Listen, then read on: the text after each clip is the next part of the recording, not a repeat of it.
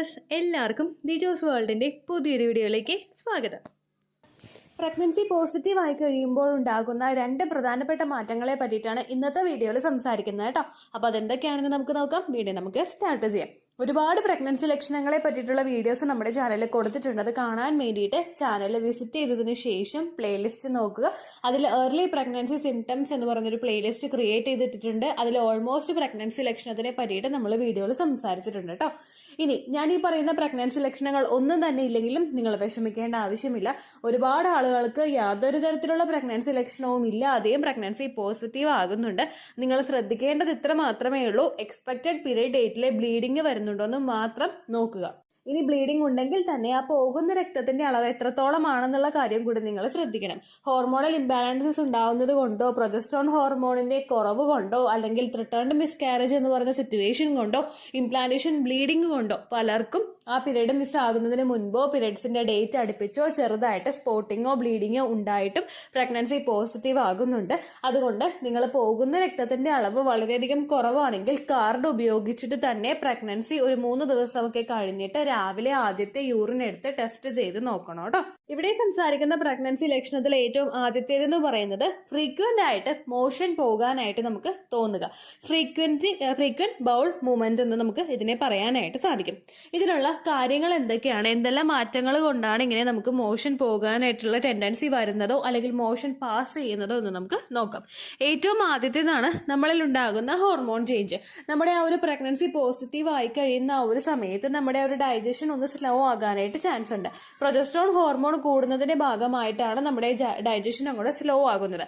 അതിന്റെ ഭാഗമായിട്ട് നമുക്ക് ഗ്യാസ് ഭയങ്കരമായിട്ട് വന്ന് തിങ്ങാനായിട്ടുള്ള സിറ്റുവേഷൻസ് ഉണ്ട്. ഗ്യാസ് കൂടുതലായിട്ട് വന്നു കഴിഞ്ഞാൽ നമുക്ക് കോൺസ്റ്റിപ്പേഷൻ അല്ലെങ്കിൽ മലബന്ധം ഉണ്ടാവാനായിട്ട് ചാൻസ് ഉണ്ട്. ഇതുണ്ടാവുമ്പോഴേക്കും ഒരു തവണ നമ്മൾ ടോയ്ലറ്റിൽ പോയി കഴിഞ്ഞാൽ മുഴുവനായിട്ട് പോയി തീരാത്തത് പോലെ നമുക്ക് തോന്നുകയും കണ്ടിന്യൂസ് ആയിട്ട് മോഷൻ പോകാനായിട്ടുള്ള ഒരു ടെൻഡൻസി വരികയോ അല്ലെങ്കിൽ മോഷൻ നമ്മൾ പാസ് ചെയ്യുകയോ ഒക്കെ ഉണ്ടാവുന്നതിനുള്ള സാധ്യതകൾ കൂടുതലാണ് കേട്ടോ. രണ്ടാമത്തേതാണ് നമ്മൾ പ്രിനേറ്റൽ വിറ്റമിൻസ് എന്തെങ്കിലും എടുക്കുന്നുണ്ടെങ്കിൽ, അതായത് ഇപ്പോൾ അയോണിന്റെ പോലുള്ള സപ്ലിമെന്റ്സ് ഒക്കെ നമ്മൾ എടുക്കുന്നുണ്ടെങ്കിൽ പ്രഗ്നൻസി കൂടി പോസിറ്റീവ് ആവുകയാണെങ്കിൽ ഈ സപ്ലിമെന്റ്സ് എടുക്കുന്നതിന്റെ ഭാഗമായിട്ട് നമ്മുടെ മോഷൻ ഒന്ന് കട്ടിയായി പോകാനായിട്ട് ബുദ്ധിമുട്ടുണ്ടാകും കേട്ടോ. അതിന്റെ ഭാഗമായിട്ടും നിങ്ങൾക്ക് ഈ ഒരു മാറ്റം ഫീൽ ചെയ്യാനായിട്ട് ചാൻസ് ഉണ്ട്. അടുത്തതെന്ന് പറയുന്നത് നമ്മളിൽ ഉണ്ടാകുന്ന സ്ട്രെസ്സും ആൻസൈറ്റിയും ആണ്. പ്രഗ്നൻസി ട്രൈ ചെയ്യുന്ന സമയത്താണെങ്കിൽ കൂടി തന്നെയും പ്രഗ്നന്റ് ആകുന്ന സമയത്താണെങ്കിലും നമ്മൾ കൂടുതലായിട്ട് ടെൻഷൻ ആകുന്നുണ്ടെങ്കിൽ ചില ആളുകൾക്ക് മോഷൻ അപ്പം തന്നെ പാസ് ചെയ്യാനായിട്ട് ഒരു ടെൻഡൻസി ഉണ്ടാകും. പ്രഗ്നൻസി പോസിറ്റീവ് ആകുമ്പോൾ നമുക്കുണ്ടാകുന്ന മൂഡ് സ്വിങ്സ് കൊണ്ടോ അല്ലെങ്കിൽ പ്രഗ്നൻസി ആകുമ്പോഴേക്കും നമ്മളിൽ ഉണ്ടാകുന്ന ഹോർമോൺ ഫ്ലക്ച്വേഷൻസ് കൊണ്ട് നമുക്കുണ്ടാകുന്ന ടെൻഷൻ അല്ലെങ്കിൽ സ്ട്രെസ് ഇങ്ങനെയുള്ള കാര്യങ്ങളൊക്കെ കൊണ്ട് നമുക്ക് ഇടയ്ക്കിടയ്ക്ക് മോഷൻ പാസ് ചെയ്യാൻ വേണ്ടിയിട്ടുള്ള ടെൻഡൻസീസ് ഉണ്ടാവാനായിട്ട് ചാൻസ് ഉണ്ട് കേട്ടോ. കഴിവതും ടെൻഷൻ മൂലമാണെങ്കിൽ നമുക്കത് ഫീൽ ചെയ്യും. കാരണം എന്തെങ്കിലുമൊക്കെ ആ കാര്യങ്ങൾ ആലോചിച്ച് ഇങ്ങനെ കണക്ട് ചെയ്ത് നമ്മൾ പോകും. അപ്പോൾ പെട്ടെന്ന് നമുക്കൊരു വെപ്രാളം ഉണ്ടാകും, ബുദ്ധിമുട്ടുണ്ടാകും, പോസിറ്റീവ് ആയില്ലല്ലോ എന്നുള്ളൊരു വിചാരമൊക്കെ നമുക്ക് മൈൻഡിലുണ്ടാകും. അതിന്റെയൊക്കെ ഭാഗമായിട്ടും കണ്ടിന്യൂസ് ആയിട്ട് നമുക്ക് മോഷൻ പോകാനായിട്ട് ടെൻഡൻസീസ് ഉണ്ടാവും കേട്ടോ. ഇനി ഇങ്ങനെ ഒരു മാറ്റം നിങ്ങൾക്ക് കാണുകയാണെങ്കിൽ എന്തെല്ലാം പോയിന്റ്സ് നമ്മൾ ശ്രദ്ധിക്കണമെന്ന് നോക്കാം. ഏറ്റവും ആദ്യം നിങ്ങൾ ശ്രദ്ധിക്കേണ്ടത് ഫ്രീക്വന്റ് ആയിട്ട് നിങ്ങൾ പാസ് ചെയ്യുന്നുണ്ടെങ്കിൽ, മോഷൻ പാസ് ചെയ്യുന്നുണ്ടെങ്കിൽ അല്ലെങ്കിൽ വയറ്റിന് പോകുന്നുണ്ടെങ്കിലും നിങ്ങൾ ശ്രദ്ധിക്കണം. നിങ്ങൾക്ക് പോകുന്നത് വാട്ടറി ആയിട്ടുള്ള രീതിക്കാണോ പോകുന്നതെന്ന് നിങ്ങൾ നോക്കണം. ലൂസ് ആയിട്ടാണ് നിങ്ങൾക്ക് മോഷൻ പോയിക്കൊണ്ടിരിക്കുന്നതെങ്കിൽ നിങ്ങൾ ഡോക്ടറെ കാണാം. മറ്റേതെങ്കിലും ഇൻഫെക്ഷൻസ് ശരീരത്തിലുള്ളത് കൊണ്ടോ, അല്ലെങ്കിൽ ചില ആളുകൾക്ക് പ്രഗ്നന്റ് ആകുന്ന സമയത്ത് ലൂസ് മോഷൻ ഉണ്ടാവുന്നുണ്ട്. പക്ഷെ ഇത് കൂടുതലായിട്ട് പോകുന്നത് നമുക്ക് ശരീരത്തിന് നല്ലതല്ല. ഡീഹൈഡ്രേഷൻ ഉണ്ടാവാനായിട്ട് ചാൻസ് ഉണ്ട്. നമ്മൾ തളർന്നു പോകാനായിട്ടുള്ള സിറ്റുവേഷൻസ് ഉണ്ടാകും. അപ്പോൾ വാട്ടറി ആയിട്ടാണ് മോഷൻ പോകുന്നതെങ്കിൽ നിങ്ങൾ ഡോക്ടറെ സമീപിക്കണം കേട്ടോ. രണ്ടാമതായിട്ട് നിങ്ങൾക്ക് കണ്ടിന്യൂസ് ആയിട്ട് കോൺസ്റ്റിപ്പേഷൻ ഉണ്ടാവുന്നുണ്ടെങ്കിൽ, തുടക്കത്തിൽ ഞാൻ പറഞ്ഞ കണ്ടീഷൻ പോലെ തന്നെ നിങ്ങൾക്ക് വയറ്റിന് പോകാനായിട്ട് ബുദ്ധിമുട്ടുണ്ട്, ഇടയ്ക്കിടയ്ക്ക് പാസ് ചെയ്യണം എന്നുള്ള സിറ്റുവേഷൻ ഉണ്ടെങ്കിൽ കോൺസ്റ്റിപ്പേഷൻ നിങ്ങൾ കൺട്രോൾ ചെയ്യാനായിട്ട് നോക്കണം. തുടർച്ചയായിട്ട് മലബന്ധം ഉണ്ടായി കഴിഞ്ഞാൽ നമുക്ക് അവിടെ പൈൽസ് രൂപപ്പെടാനായിട്ട് ചാൻസ് ഉണ്ട്. പൈൽസ് ഉണ്ടായി കഴിഞ്ഞ് കഴിഞ്ഞാൽ നമുക്ക് മോഷൻ പോകുമ്പോൾ ഭയങ്കരമായിട്ട് വേദനയുണ്ടാകും, ബുദ്ധിമുട്ടുണ്ടാകും. നമ്മൾ പ്രഷർ കൊടുക്കുന്നതിനനുസരിച്ചിട്ട് നമുക്ക് നെഞ്ചിൽ വേദനയും അസ്വസ്ഥതയും ഒക്കെ ഉണ്ടാകാനായിട്ട് ചാൻസ് ഉണ്ട് കേട്ടോ. അപ്പോൾ അങ്ങനെ വരുമ്പോഴേക്കും നിങ്ങൾ ആ കാര്യം കൂടി, കോൺസ്റ്റിപ്പേഷൻ ഇല്ല എന്നുള്ള കാര്യം കൂടി നിങ്ങൾ ശ്രദ്ധിക്കണം കേട്ടോ. അടുത്തതായിട്ട് ശ്രദ്ധിക്കേണ്ട കാര്യം എന്ന് പറയുന്നത് മോഷൻ പോകുന്ന സമയത്ത് കളർ ചേഞ്ച് ഉണ്ടോ എന്ന് നോക്കുക. അതായത് നമുക്ക് നോർമലി പോകുന്നത് ഒരു യെല്ലോയിഷ് ആയിട്ടുള്ള ഒരു ഷെയ്ഡിലായിരിക്കും നമുക്ക് പോകുന്നത്. ഇപ്പൊ അയണിന്റെ സപ്ലിമെന്റ്സ് നിങ്ങൾ എടുക്കുന്നുണ്ടെങ്കിൽ ചിലപ്പോൾ അതിന്റെ കളർ ബ്ലാക്കിലോട്ട് മാറാം. അതുപോലെ നിങ്ങൾ പ്രഗ്നൻസി പോസിറ്റീവ് ആയി കഴിഞ്ഞാലും മോഷൻ പോകുന്നതിന്റെ കളർ ബ്ലാക്കിലോട്ട് മാറാനായിട്ട് ചാൻസ് ഉണ്ട്. പക്ഷെ ഇതിനേക്കാളും ഭയങ്കര വിയേർഡ് ആയിട്ടുള്ള കളർ ചേഞ്ച് നമുക്ക് കാണുന്നുണ്ടെങ്കിൽ, അല്ലെങ്കിൽ അതിൽ കൂടുതലായിട്ട് ബ്ലഡിന്റെ സ്റ്റെയിൻസ് കൂടുതലായിട്ട് വരുന്നുണ്ടെങ്കിൽ അപ്പോഴും നിങ്ങൾ ഡോക്ടറെ പോയി കാണേണ്ട ആവശ്യകത ഉണ്ട് കേട്ടോ. അടുത്തതായിട്ട് നിങ്ങൾ ശ്രദ്ധിക്കേണ്ട കാര്യം, കൂടുതൽ ഗ്യാസ് ഫോം ചെയ്യാനായിട്ടുള്ള സിറ്റുവേഷൻസ് ശരീരത്തിൽ ഉണ്ടാക്കാതിരിക്കാനായിട്ട് ശ്രദ്ധിക്കുക. ഗ്യാസ് പ്രഗ്നന്റ് ആകുന്ന സമയത്ത് ഫോം ചെയ്യാനായിട്ടുള്ള ചാൻസസ് ഭയങ്കര കൂടുതലാണ്. രണ്ടാമത്തെ പ്രഗ്നൻസി ലക്ഷണമായിട്ട് പറയാൻ വെച്ചിരിക്കുന്നതും അതാണ് കേട്ടോ. അപ്പോൾ ഗ്യാസ് ഫോം ചെയ്യുന്നതിന്റെ ഭാഗമായിട്ട് നിങ്ങൾക്ക് ഇത്തരത്തിൽ ഒരു ബൗൾ മൂവ്മെന്റ് ഫ്രീക്വന്റ് ആയിട്ട് ഉണ്ടാകാനായിട്ട് ചാൻസ് ഉണ്ട് കേട്ടോ. രണ്ടാമത് ഇതിനെ കണക്ട് ചെയ്ത് വരുന്ന ഒരു പ്രഗ്നൻസി ലക്ഷണമാണ് നമുക്ക് ഗ്യാസിന്റെ ബുദ്ധിമുട്ടുണ്ടാവുക. അത് നമുക്ക് മോളിൽ കൂടി മാത്രമല്ല കീഴ്വായുമായിട്ടും ഫ്രീക്വന്റ് ആയിട്ട് നിങ്ങൾക്ക് ബർപ്പിംഗ് എന്നുള്ളൊരു ബുദ്ധിമുട്ട് ഉണ്ടാവുന്നത്. തുടക്കത്തിലെ പറഞ്ഞ ആ പ്രഗ്നൻസി ലക്ഷണവുമായിട്ട് ഏറെക്കുറെ മാച്ച് ആയിട്ട് വരുന്നതാണിത്. കാരണം അതുണ്ടാവുമ്പോൾ ഫ്രീക്വന്റ് ആയിട്ട് മോഷൻ പാസ് ചെയ്യാൻ വേണ്ടിയിട്ടുള്ള ടെൻഡൻസി നമുക്ക് ഉണ്ടാകുമ്പോഴേക്കും അതിന് ചുവടെ പിടിച്ച് ചെന്ന് നമുക്ക് ഇതുപോലെ തന്നെ ഗ്യാസിന്റെ ബുദ്ധിമുട്ടും ഉണ്ടാകാനായിട്ട് ചാൻസ് ഉണ്ട് കേട്ടോ. നേരത്തെ പറഞ്ഞതുപോലെ തന്നെ പ്രഗ്നൻസി പോസിറ്റീവ് ആകുന്ന സമയത്ത് നമ്മുടെ മസിൽസ് ഒക്കെ ഒന്ന് റിലാക്സ് ആകാനായിട്ട് ചാൻസസ് കൂടുതലാണ്. ഇതിന്റെ ഭാഗമായിട്ട് നമ്മുടെ ഡൈജഷനും അതിനനുസരിച്ച് സ്ലോ ഡൗൺ ആകും. കഴിക്കുന്ന ഭക്ഷണങ്ങൾ ദഹിക്കുന്നില്ല എങ്കിൽ ദഹിക്കാത്തതിന്റെ ഭാഗമായിട്ട് നമുക്ക് വയറിൽ കെട്ടിക്കിടക്കും. അപ്പോൾ ഗ്യാസ് കൂടുതലായിട്ട് ഫോം ചെയ്യാനായിട്ട് സാധ്യത കൂടുതലാണ്. മേലിൽ കൂടി എമ്പകമായിട്ടോ കീഴ്വായുമായിട്ടോ നമുക്ക് ഗ്യാസ് പോകാനായിട്ടും ചാൻസസ് ഭയങ്കര കൂടുതലാണ് കേട്ടോ. അങ്ങനെ ഉണ്ടാവുന്ന സമയത്ത് പലരും ചെയ്ത് വെക്കുന്ന ഒരു മിസ്റ്റേക്കാണ്, നമ്മൾ എന്തെങ്കിലുമൊക്കെ സോഡ കുടിക്കുകയോ അങ്ങനെയൊക്കെ ചെയ്തിട്ട് ഗ്യാസ് കളയാനായിട്ട് നോക്കും. പ്രഗ്നൻസി നമ്മൾ ട്രൈ ചെയ്യുന്ന സമയത്ത്, പ്രഗ്നൻസി പോസിറ്റീവ് ആവുന്ന സമയത്ത് ഒരുപാട് കാർബോഹൈഡ്രേറ്റഡ് ആയിട്ടുള്ള ഡ്രിങ്ക്സ് നമ്മൾ കുടിക്കാനായിട്ട് പാടില്ല. നമ്മുടെ ശരീരത്തിന് നല്ലതല്ല. ആർട്ടിഫിഷ്യൽ ആയിട്ട് ഉണ്ടാക്കുന്ന ആ ഫ്ലേവറോട് കൂടിയിട്ടുള്ള ഡ്രിങ്ക്സ് പ്രഗ്നൻസി ട്രൈ ചെയ്യുന്ന സമയത്ത് നമുക്ക് ബുദ്ധിമുട്ടുകൾ ഉണ്ടാക്കാനായിട്ട് കാരണമാകും. അപ്പോൾ ഗ്യാസ് ഫോം ചെയ്യുന്ന സമയത്ത് നമ്മൾ ശ്രദ്ധിക്കേണ്ട കാര്യം, കുറച്ചൊന്ന് നടക്കാനായിട്ട് നോക്കുക. ഫിസിക്കലി ആക്റ്റീവ് ആകാനായിട്ട് നിങ്ങൾ പ്രത്യേകം ശ്രദ്ധിക്കുക കേട്ടോ. പ്രഗ്നൻസി ട്രൈ ചെയ്യുന്ന സമയത്ത് ഫിസിക്കലി ആക്റ്റീവ് ആകാൻ പറയുമ്പോഴേക്കും ഒരുപാട് ഹെവി ആയിട്ടുള്ള വർക്കൗട്ട്സ് ഒന്നും നിങ്ങൾ ചെയ്യാനായിട്ട് പാടില്ല. പ്രഗ്നൻസി പോസിറ്റീവ് ആകുന്ന ആ ഒരു ടൈം പീരീഡ് മൊത്തം, അതായത് ഓവുലേഷൻ കഴിഞ്ഞിട്ടുള്ള ടൈം പീരീഡ് മൊത്തം നിങ്ങൾ ബോഡി നന്നായിട്ട് കെയർ ചെയ്യേണ്ട ഒരു സമയമാണ്. ആ സമയത്ത് നിങ്ങൾ മൈൽഡ് ആയിട്ടുള്ള വാക്കിംഗ് മാത്രം ചെയ്യുക. കൈ വീശി നിങ്ങൾ വാക്കിംഗ് ചെയ്ത് കഴിഞ്ഞാൽ ഗ്യാസ് അങ്ങനെ ബുദ്ധിമുട്ട് നിങ്ങൾക്ക് കെട്ടിക്കിടക്കുന്നുണ്ടെങ്കിൽ അതിൽ നിന്ന് റിലാക്സേഷൻ കിട്ടുന്നതിന് വേണ്ടിയിട്ട് നിങ്ങളെ സഹായിക്കും കേട്ടോ. അതുപോലെ തന്നെ ധാരാളം വെള്ളം കുടിക്കാനായിട്ട് നിങ്ങൾ ശ്രദ്ധിക്കുക. ഗ്യാസ് ഫോം ചെയ്ത് ആണ് നിങ്ങൾക്ക് ബുദ്ധിമുട്ട് അങ്ങനെ ഏമ്പക്കം കണ്ടിന്യൂസ് ആയിട്ട് പോകുന്നതെങ്കിൽ വെള്ളം കുടിക്കുമ്പോഴേക്കും നിങ്ങൾക്കൊരു ശമനം കിട്ടാനായിട്ട് ചാൻസ് ഉണ്ട്. വെള്ളം കുടിച്ചിട്ട് നിങ്ങൾ കുറച്ചൊന്ന് നടന്നു കഴിയുമ്പോഴേക്കും ആ ബുദ്ധിമുട്ടിന് ഏറെക്കുറെ ഒരു മാറ്റം വരും കേട്ടോ.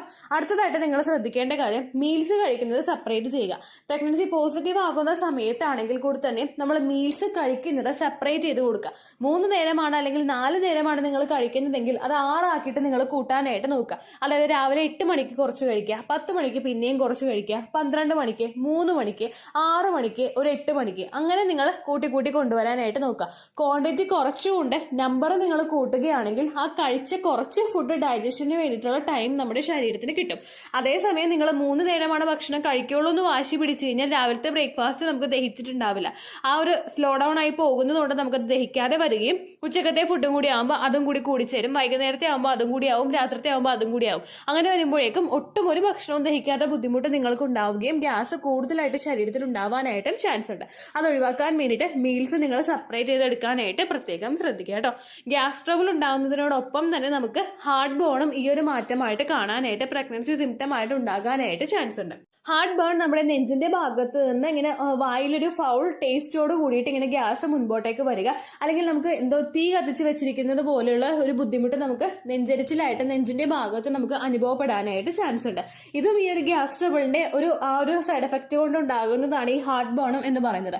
ഇത് ഒഴിവാക്കാനായിട്ട് നമുക്ക് ധാരാളം വെള്ളം കുടിക്കുകയും ഫിസിക്കലി ആക്റ്റീവ് ആയിട്ടിരിക്കുകയും ഗ്യാസ് ഫോം ചെയ്യുന്ന തരത്തിലുള്ള ഫുഡ്സ് അവോയ്ഡ് ചെയ്യുകയും ഗ്യാസ് ഫോം ചെയ്യേണ്ടാത്ത രീതിക്കുള്ള മീൽസ് നിങ്ങൾ പ്രിപ്പയർ ചെയ്യുകയും അതുപോലെ തന്നെ ആ മീൽസ് അതുപോലെ കഴിക്കുകയും ചെയ്ത് കഴിഞ്ഞ് നിങ്ങൾക്ക് ആ ബുദ്ധിമുട്ടിൽ നിന്നും ഒരു മോചനം കിട്ടും കേട്ടോ.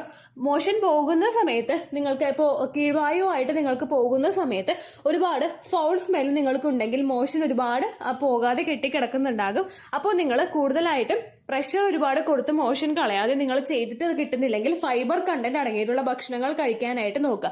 നട്ട്സ് ആണെങ്കിലും കഴിക്കുന്നത് നിങ്ങളുടെ മോഷൻ റെഗുലേറ്റ് ചെയ്യുന്നതിന് വേണ്ടിയിട്ട് സഹായിക്കും. അതുപോലെ ബനാന കഴിക്കുന്നതോ ഫൈബർ കണ്ടന്റ് അടങ്ങിയിട്ടുള്ള നാരുകൾ അടങ്ങിയിട്ടുള്ള ഭക്ഷണങ്ങൾ കഴിക്കുന്നതോ മോഷൻ പോകുന്നത് ഒന്ന് ക്രമീകരിച്ചു കൊണ്ടുവരുന്നതിന് നിങ്ങളെ സഹായിക്കും.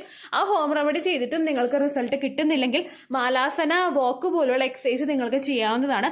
അതല്ലെങ്കിൽ മാലാസന യോഗ പോസ് നിങ്ങൾക്ക് ചെയ്യാവുന്നതാണ്. ഇത് നമ്മൾ ഇന്ത്യൻ ക്ലോസറ്റിൽ ഇരിക്കുന്നത് പോലെ കൈ ചേർത്ത് പിടിച്ചിട്ട് നമ്മൾ നമസ്കരിക്കില്ലേ, ഒരാളുടെ വിഷ് ചെയ്യുന്നത് നമ്മൾ നമസ്കരിക്കുന്നുണ്ടല്ലോ, ആ രീതിക്ക് നമ്മൾ ഇന്ത്യൻ ക്ലോസറ്റിൽ ഇരിക്കുന്നത് പോലെ നിലത്തിരുന്ന് നല്ലതുപോലെ ബ്രീത്ത് ഇൻ ചെയ്ത് ബ്രീത്ത് ഔട്ട് ചെയ്യുകയാണ് ഈ മാലാസന എക്സസൈസ് എന്ന് പറയുന്നത്. അപ്പോൾ നമ്മുടെ ആ ഭാഗമൊക്കെ ഒന്ന് ഡൈല്യൂട്ട് ആകും. ഇപ്പം മോഷൻ പോകാനായിട്ട് എളുപ്പം സാധിക്കും കേട്ടോ. അത് നിങ്ങൾ ചെയ്ത് നോക്കുക. ഈ ഹോം റെമഡീസ് ഒന്നും ഫോളോ ചെയ്തിട്ട് നിങ്ങൾക്ക് വർക്കൗട്ട് ആകുന്നില്ലെങ്കിൽ നിങ്ങൾ ഡോക്ടറെ പോയി കണ്ടിട്ട് മെഡിസിൻ എടുക്കാനായിട്ട് നോക്കുക കേട്ടോ. ഇത്രയേ ഉള്ളൂ വീഡിയോ. യൂസ്ഫുൾ ആയി കാണുമെന്ന് വിശ്വസിക്കുന്നു. യൂസ്ഫുൾ ആവുന്നുണ്ടെങ്കിൽ ലൈക്ക് ചെയ്യുക, ഫ്രണ്ട്സിനൊക്കെ ഷെയർ ചെയ്ത് കൊടുക്കുക കേട്ടോ. എന്തെങ്കിലും സംശയം ഉണ്ടെങ്കിൽ നിങ്ങൾ കമൻസിൽ ചോദിക്കുക. പണ്ടത്തെ വീഡിയോയ്ക്ക് കമൻസ് ഇടുന്നവർക്ക് റിപ്ലൈ ലഭിക്കുന്നില്ലെങ്കിൽ ലേറ്റസ്റ്റ് ആയിട്ട് ഞാൻ ഏത് വീഡിയോ ആണോ അപ്ലോഡ് ചെയ്യുന്നത് അതിന് താഴെ കമൻറ്റ് ഒന്ന് കോപ്പി പേസ്റ്റ് ചെയ്യാനായിട്ട് ശ്രദ്ധിക്കുക കേട്ടോ. അതുപോലെ ഓവുലേഷൻ ഡേറ്റ് കാൽക്കുലേറ്റ് ചെയ്ത് തരാനായിട്ട് റിക്വസ്റ്റ് ചെയ്യുന്ന ആളുകൾ എത്രയാണോ സൈക്കിൾ ലെങ്ത് അത് മെൻഷൻ ചെയ്യാനായിട്ട് ശ്രദ്ധിക്കുക. സൈക്കിൾ ലെങ്ത് എന്നതുകൊണ്ട് ഉദ്ദേശിച്ചത് ഓരോ മാസവും എത്ര ദിവസം കൂടുമ്പോഴാണോ ബ്ലീഡിങ് വരുന്നത് അതാണ് സൈക്കിൾ ലെങ്ത്.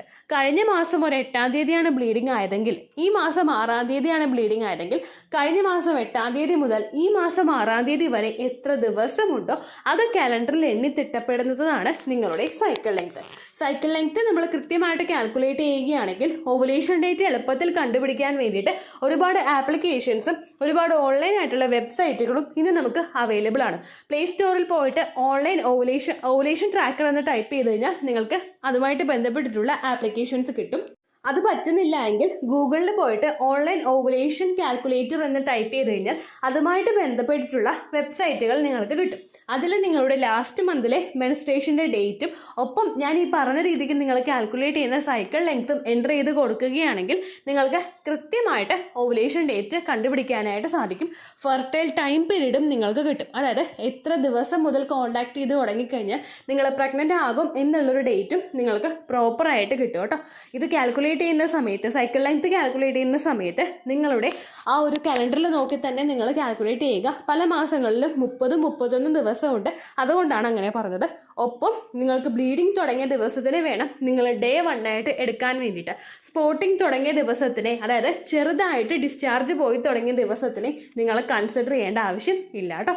അപ്പോൾ ഇത്രയേ ഉള്ളൂ വീഡിയോ. അടുത്തൊരു വീഡിയോ ആയിട്ട് നമുക്ക് വീണ്ടും കാണാം. ബൈ.